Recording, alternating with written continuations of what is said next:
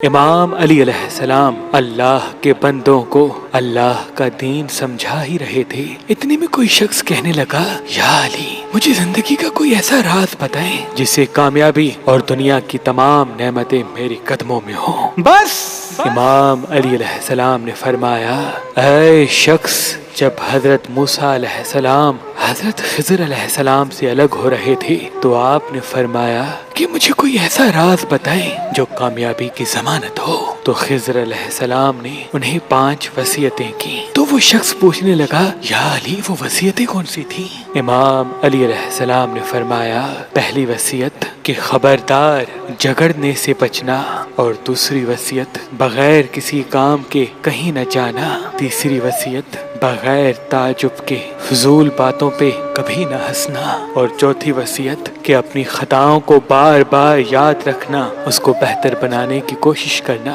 اور آخری وصیت کہ لوگوں کی خطاؤں کا لوگوں کے سامنے ذکر نہ کرنا۔ یاد رکھنا، جو بھی انسان ان 5 وصیتوں پہ عمل کرے گا تو دنیا کی تمام نعمتیں اس کے قدموں تلے ہوں گی، اور اللہ اس کی قدر انسانوں کے نزدیک بڑھاتا جائے گا۔ اللہ پاک نے اس زمین پہ انسانوں کے لیے ہزاروں نعمتیں عطا کی، ان نعمتوں میں ایک نعمت نیلم پتھر ہے۔